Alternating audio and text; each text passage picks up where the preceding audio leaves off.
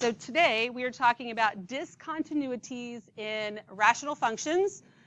So we have continuous functions and discontinuous functions, right? So our polynomials are continuous from negative infinity to infinity. If I put my pencil down, I can draw the entire polynomial without picking up my pencil. Most rational functions that we're going to deal with have discontinuities. Not all of them. We'll look at a couple that don't have discontinuities. But let's talk about what those discontinuities are. All right, so they can be in the form of asymptotes. Now, we have looked at a graph that looks similar to this. We actually graphed it on our calculators. It was a little bit different, but same idea, right? And I know the fact that this part right here intersected the horizontal asymptote bothered some of you. But remember, you can cross a horizontal asymptote. You cannot cross a vertical asymptote. That affects the domain.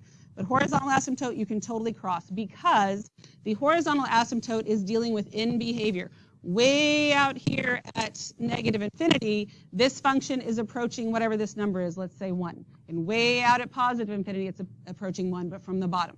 Okay? What goes on the middle, we're not really concerned with horizontal asymptotes. Vertical asymptotes does tell us what's going on in the middle. And I have to pick up my pencil a couple of times here. Okay? Here's another example of it crossing the horizontal asymptote. So this one has a horizontal asymptote at y equals 0. Right? So on the right-hand side, it looks like it probably doesn't cross it, but we don't see enough of the graph to know that for sure. But here, this one comes down, it crosses it right here, but then it still is hugging the asymptote out here at negative infinity. So the fact that it crosses it, totally fine. Okay? Another example, this one, it intersects the asymptote in an infinite number of points. But as we're getting out to the infinities, it is approaching 0. Does that make sense to you? This is called oscillating. It's bouncing back and forth. If it was oscillating really close together, like if it was squished together and bouncing back and forth really fast right here at 0 or at negative infinity, then it wouldn't be approaching anything. But that's not what's happening. It's getting smaller and smaller and approaching 0. All right, so then we can also have slant asymptotes. So in this case, I have a vertical asymptote here and a slant asymptote here. They're also called oblique asymptotes. Where are your oblique muscles? They're right here, right? There's some of your abs. You know what they help your body do? Lean over. That's why these are called slant asymptotes or oblique asymptotes. It's not a coincidence that they're named the same thing.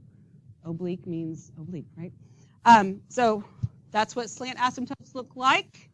And you can cross a slant asymptote. On this one right here, I'm not crossing that one. But here, I'm intersecting it here, and then I come back, but I'm still approaching the asymptote when I'm way out at negative infinity. And here, same thing. Comes down here, but then it's actually approaching the asymptote out at the infinities. Okay? Make sense? We good? All right. Now here, this graph, the blue part is the function. The red part is the asymptote. So this is a parabolic asymptote. So all of your asymptotes don't have to be linear. We're not going to actually graph any functions like this, but I wanted you to see that it exists. If you were to graph this function in the calculator, all you would see is the blue part, just because that doesn't graph the asymptotes for you. But the asymptote is graphed also, so you can see how it follows that. Okay, so you can have all kinds of different asymptotes. But we're only going to look at the linear ones, but horizontal, vertical, and oblique. All right, and today should be 100% review from Algebra 2. This is going on page 33 when we're done. So let's first talk about what makes a rational function a rational function. What makes a rational number a rational number? It's a number that can be written as what? A fraction, a ratio, right?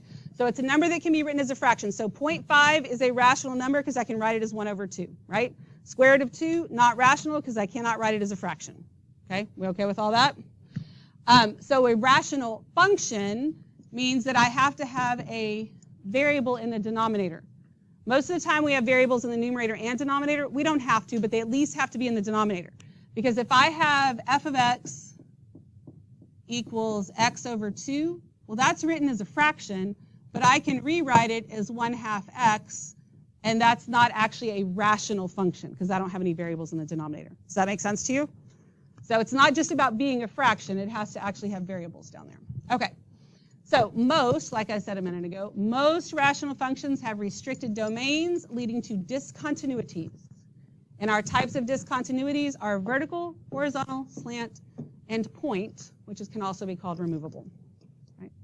So we're going to start with the point discontinuities that give us holes in the graph.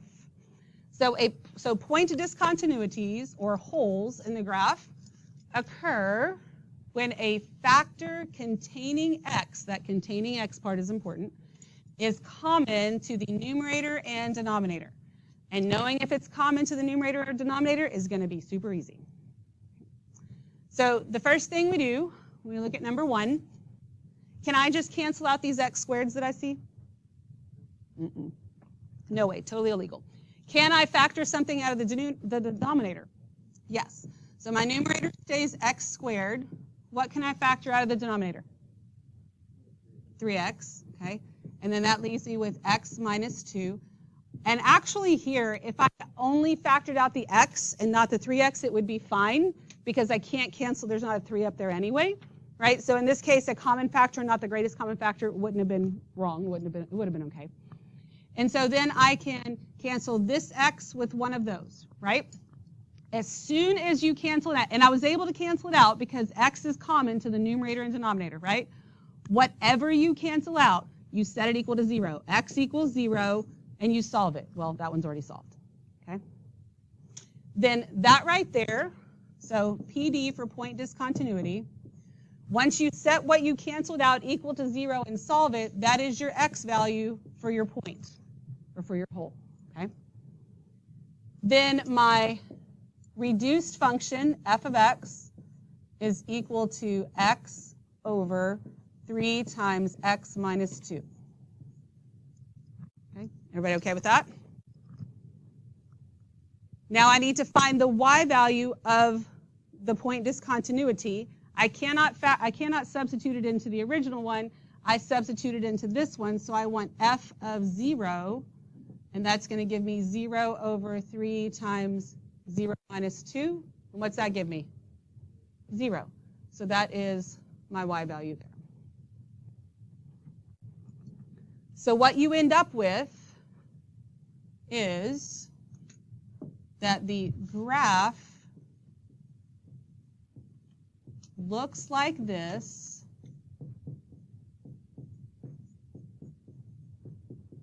Graph looks like this with hole here.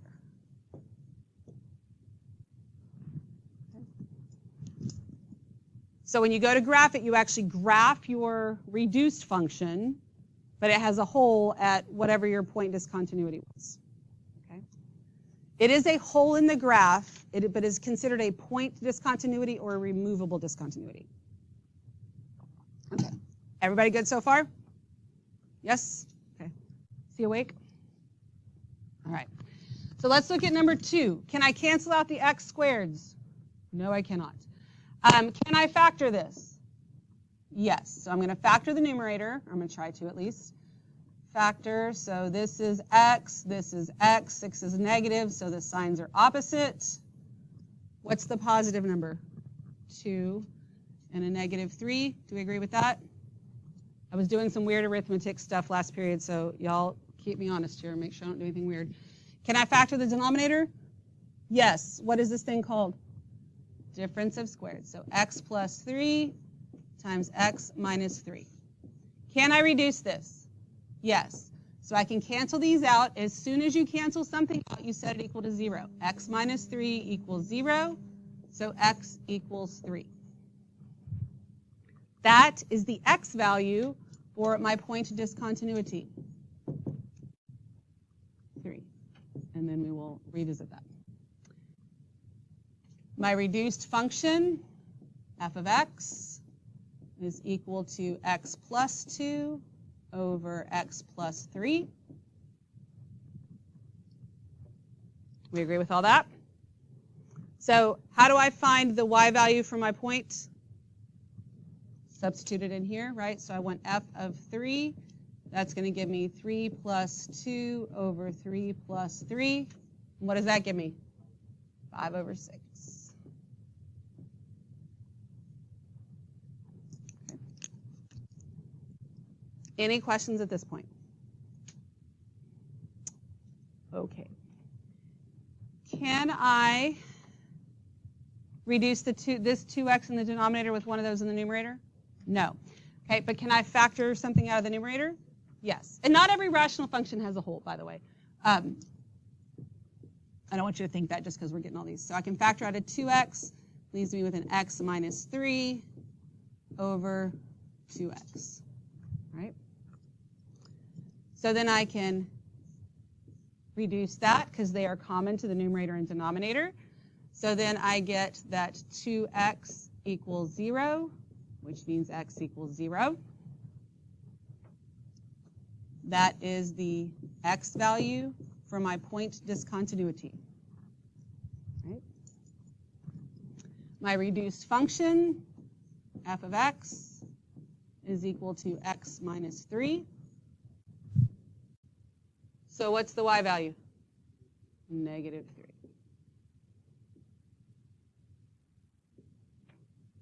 Now, if I was to graph this function, because that's what the function looks like, this with a hole here. When I graph this, what is this thing? It's linear, so I'm just graphing a line, right? This is how you get a line with a hole in it. Okay? So this is a line with the hole at 0, negative 3. What questions you got? All right. Let's look at vertical asymptotes. These are not new either. They occur when a factor containing x is unique to the denominator. That means you have to try to reduce it first. Okay? So when I look at number 1, can I reduce it? No, can't factor, can't do anything, right? You have a question? Yeah. Oh, shoot, maybe. Oh, shoot, I'm moving the wrong thing. I told you I'll keep me honest. On number 3, no, I'm substituting this in for x. I'm finding f of 0, and that gives me 0 minus 3. Okay? That makes sense? This is the x value that gives me this y value. Thank you for asking, because I'm sure you weren't the only one thinking that. We good on that? Okay. Don't be afraid to speak up. Stop me if I keep going. We good on that now? All right. So it's when a factor containing x is unique to the denominator. So since I cannot factor anything else, I can't reduce anything else, I definitely can't cancel those x's out. Then I take whatever's in the denominator, and I set it equal to 0. X plus 2 equals 0. So x equals negative 2. So my vertical asymptote is a line. So I have to write this as the equation of a line. It is a vertical line at x equals negative 2. So look at the differences between these two things. I set this, so when I canceled this out, I set it equal to 0, and I got x equals 0, but I didn't write x equals 0 because this represents an x value for a point.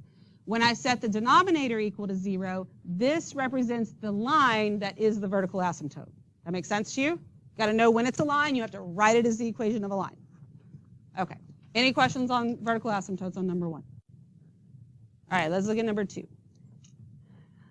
Am I guaranteed that I have a vertical asymptote at x equals 7? No, because I need to factor it first, right? I can factor the numerator. That gives me x plus 7 times x minus 7. And then that's over x minus 7. Can I reduce this? Yes, so I reduce it, and as soon as I reduce it, I do x minus 7 equals 0, so x equals 7. What does that 7 represent? A whole. What part of the whole? The x value. Okay, so I know it didn't ask us for it, but we found it, so we're going to write it down. Point discontinuity, 7 is the x value. We will come back for the y value, but I'm also going to need to answer my vertical asymptote question. So then, my reduced function is f of x equals x plus 7. So I have a vertical asymptote when there is a factor containing x unique to the denominator. What is the denominator of that function? 1, right? So I don't have a vertical asymptote, right? Because it's a line. I have a line with a hole in it again. So my vertical asymptote is none. What is the y value for my hole? 14. Good, because I'm f of 0, right? F of 0 equals 0 plus 7. What did I do? Oh, f of 7. I'm a moron. Thank you. That doesn't even, what I wrote doesn't even make sense. Is it a perfect? Oh, golly gee. I told you. I don't know what's wrong with me today. I don't even have a good excuse. Sometimes it's there's things, but I don't know. My brain is just not firing on all cylinders today. I had the correct answer at least, but I don't want to confuse you. We good? All right. So can I factor number 3? Yes. So let's factor number 3. In the numerator, I can factor out a 2, leaves me with x minus 4. In the denominator, I get x plus 4 times x minus 4. Okay. Can I reduce this? Yes. So cancel this out, and as soon as I do that, I have x minus 4 equals 0, so x equals 4. So then my point discontinuity, I have an x value of 4. I'm also going to need to answer my vertical asymptote here. So my reduced function is f of x equals 2 over x plus 4. Okay? So I take whatever factors I have in the denominator, set that equal to 0, x plus 4 equals 0, so x equals negative 4. So my vertical asymptote, I don't just put negative 4, I put x equals negative 4. Now, if you don't write this part right here, that's fine. I mean, you really should be able to look at it and know that it's negative 4, but I want to make sure you understand where it's coming from.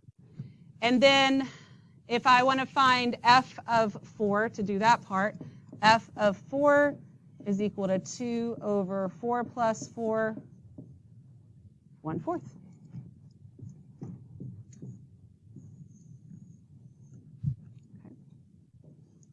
What questions do you have? Okay, good deal. So number 4 is already factored for me. Can I reduce anything? No. So in the denominator, I have 2 factors that contain x. I take both of them and set them equal to 0. X equals 0, x plus 5 equals 0. So x equals negative 5. So for vertical asymptotes, I have 2 of them, one at x equals 0 and one at x equals negative 5. These are equations of lines, so we write them separately. It's not a list of values, so I can't just say x equals 0, comma, negative 5.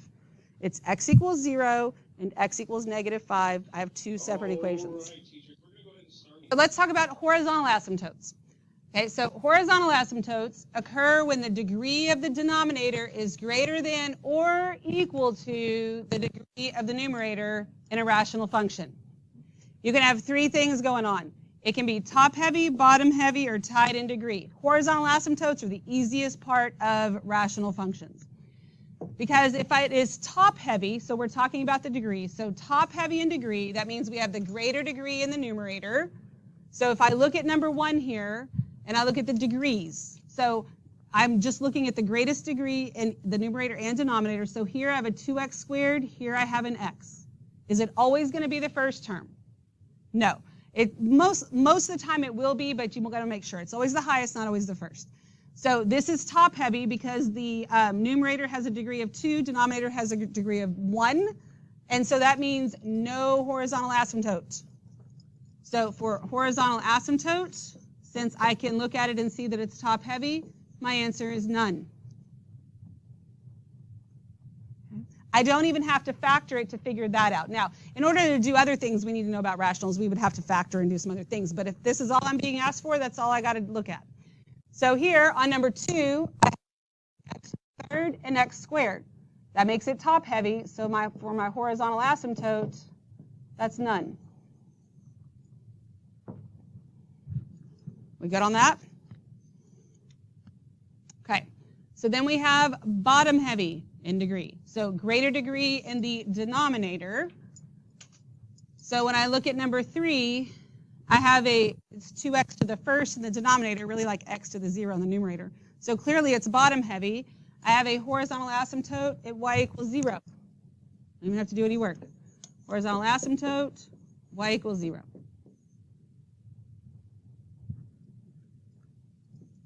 I look at number 4. I've got a 2x in the numerator, x squared in the denominator. That tells me it's bottom heavy, which means that my horizontal asymptote, y equals 0.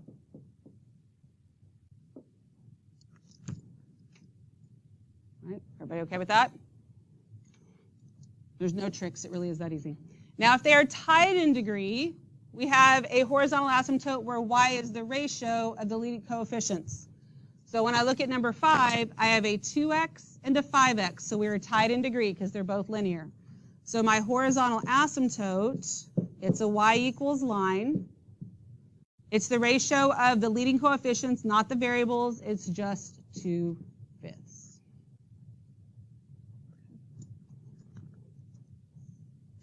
So when I look at number 6, and look at this here, they are tied in degree. So my horizontal asymptote is at y equals what? 1. Okay, horizontal asymptotes, super easy. Just make sure you know the difference between top heavy, bottom heavy, and tied in degree. And if you always say them in that order, then you can kind of remember them in that order. It's not that big of a deal. Okay? All right, slant asymptotes. Slant asymptotes, which also could be called oblique. Let's write that word out here. Could be oblique, O-B-L-I-Q-U-E. They occur when and we're going to pick out the word reduced. The rational function contains an x in the denominator, and the numerator is 1 greater in degree than the denominator. If it's more than 1 greater in degree, like if it's 2 greater in the degree, that's how you get your parabolic asymptote, and so forth and so on. So we're only worried about the 1 greater to get the lines. And it's found by dividing the numerator by the denominator. So we do want to reduce it, even though it doesn't have to be the reduced rational function that has an x in it. We want to reduce it because that makes everything a little bit easier along the way. So when I look at this, I'm going to try and factor this. Right? So in my numerator, I'm going to have x and x. 3 is positive, so the signs are the same. X minus 2 in the denominator. What are my 2 numbers that go in the numerator? 1 and 3. So can I reduce this? No. All right, but since this is top heavy, that means I do not have a horizontal asymptote. But I do have, but I'm going to have a slant asymptote. And in order to figure that out, I need to divide. But when I do that, I do not want the factored form. Like I needed to factor, because if I could reduce, I want to reduce. But now I need to divide. And so if I take this right here and I divide the numerator by the denominator, can I use synthetic division? Yes, so let's use synthetic division. And we've got 2 on the outside. I'm not. 2 on the outside, then 1, negative 4, and 3. So I bring down my 1. This is 2, negative 2, negative 4, negative 1. Okay. So my slant asymptote is a line, so it is y equals. And what does this right here give me? X minus 2.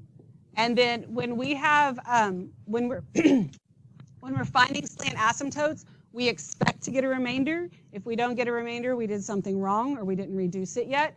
And for the line, we don't even care about the remainder. We ignore it.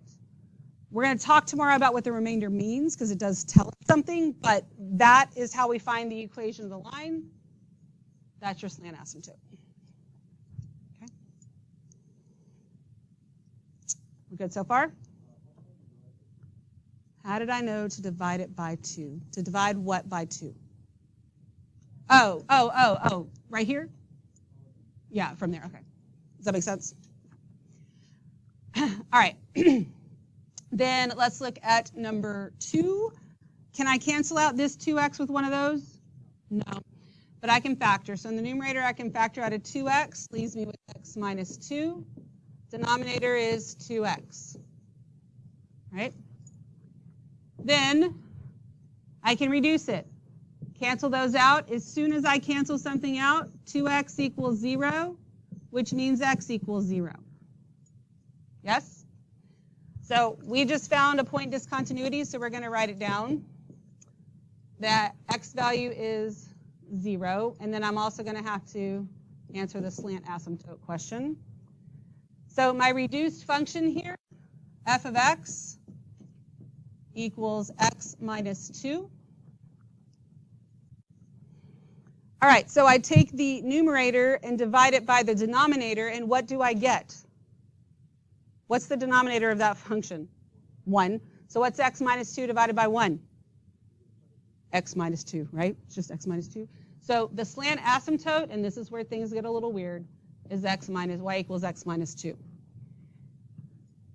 If your reduced function is a linear, then the line is its own slant asymptote. And I will kind of explain to you why that is tomorrow, and I know that seems weird. Sometimes it's taught as there isn't one, but technically there is one. It's just the exact same thing, okay? And like I said, we'll talk about that a little bit more tomorrow. But then I need, what would my y value be here for the point discontinuity? -2, good. All right, any questions about that? Except the y, and we'll get to the y tomorrow. We're good? All right. So on number 3, the numerator is probably factorable. I don't know, I haven't even tried. But even if I factored it, I'd factor it into 2 binomials, right? And if I factor it into 2 binomials, are they going to cancel out with the 2x? No, and that's all I'm worried about doing right now, so I don't even care if it factors, right? So I don't even need to. So this, since I don't have the binomial, I'm not going to use synthetic division. I'll have to use long division. So I've got 2x on the outside. On the inside, I have 2x squared minus 4x plus 3. All right. So 2x squared divided by 2x is x. So this gives me 2x squared plus, wait. Oh yeah, sorry, plus nothing. Duh. 2x squared, that's all I get. And then I change the sign. Those cancel out, bring down my negative 4x. So then I get a negative 2 right there, right? That gives me negative 4x. Change my sign and get 0. And then this is going to give me my remainder. So really once I get to that point, I don't have to finish the whole thing. So my slant asymptote is that y equals x minus 2. Now I'm going to show you a different way to think about it, which may confuse some of you, but some of you that get this stuff a little bit more, it's something so you wouldn't have to do that. But I'm going to show you the why behind it first. Since this is a fraction with 3 things added, I can separate it into 3 fractions, right? I can separate it into 2x squared over 2x minus 4x over 2x plus 3 over 2x. Do you agree that that's the same thing? The common denominator, if I added them back up, I'd get that right back, right? So then if I reduce each one of these, 2x squared divided by 2x is x, negative 4x over 2x is minus 2, and then I have this remainder. You see how this is the same thing as what we got over there? And you don't even have to write it out like this. I'm writing it out like that so you can see it and understand it. But here's what you can kind of do is just from here. 2x squared divided by 2x is just x, and negative 4x divided by 2x is negative 2. So that's where you get your x minus 2 from. It only works if the denominator is just one term, okay? And that's just kind of a shortcut to do that. Like I said, if that makes sense to you and you know you can use it without making up math, knock yourself out. If you're like, I'm not sure what you just said and I'm afraid I'm going to confuse myself, do long division, it won't kill you. Okay? We good on that? All right. So now let's look at number 4. So just in the so let's look at the numerator here. And if I wanted to factor this, so let's just think without actually doing and look at the numerator. If I factored this by grouping, I could factor out a 2x squared, right? Leaves me with x minus 2. And can I factor anything out of this part that will leave me with x minus 2? No. So can I factor the numerator by grouping? No. Do you know how else to factor something with 4 terms right now? No. So I'm just going to tell you right now, nothing's going to cancel out.